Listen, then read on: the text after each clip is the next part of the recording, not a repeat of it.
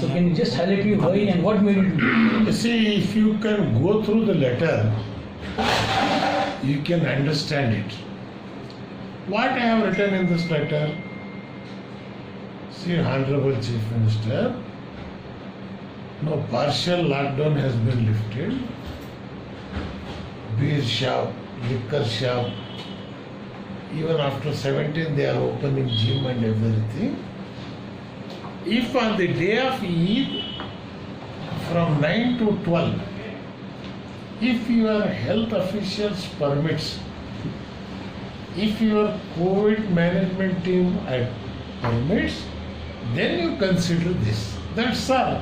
What is wrong in that? Sir, there is a misconception that Mr. Sim Ibrahim has not consulted the Ulmas or Amir Shariat, and this was uncalled for. You should have waited till 17th May, or you should have at least consulted the Ulmas. So there is a lot of talk that Mr. Sim Ibrahim has just done this for sake of publicity and just to take some garner some. I am already there in politics from last 50 years. I am getting publicity.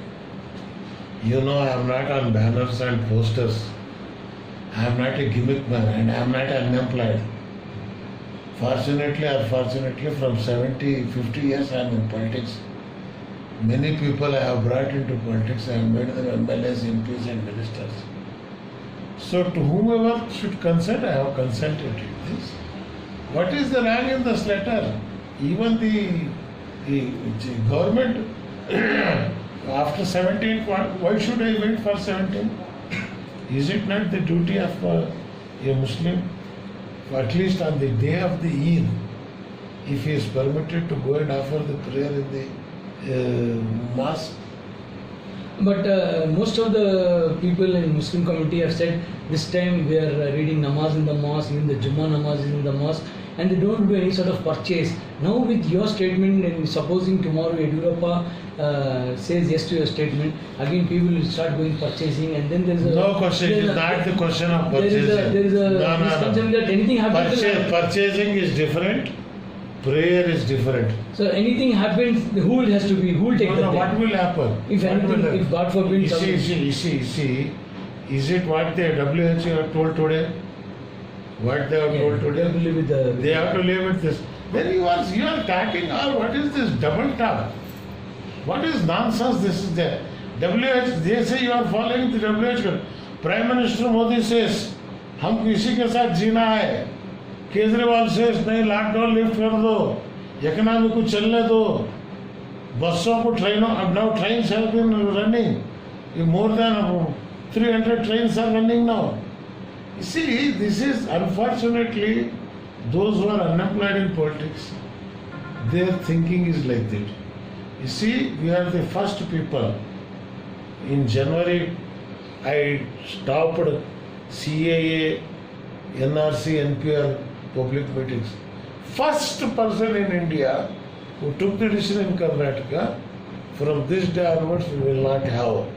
Last meeting was in 30th January in Davangere. I declared that why should I did it? Did anybody put a ban? The ban came on the 4th day. So, but did you speak to the Amir Shariat or any other ulama ikram, because they are waiting till 17th to take a decision? See, their job is different, my job is different. I am a politician. They are the ulmas.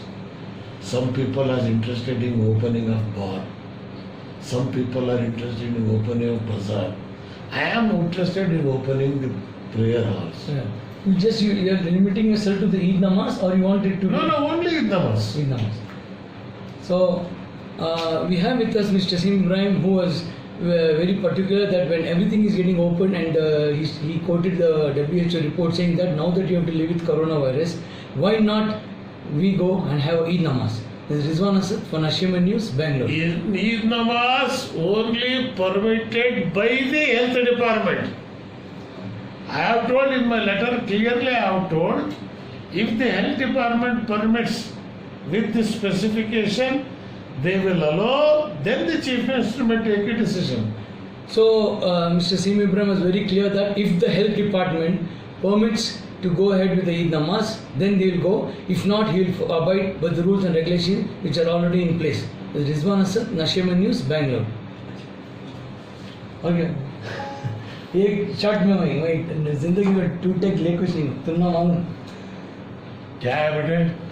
पूरा होना चाहिए editing meetings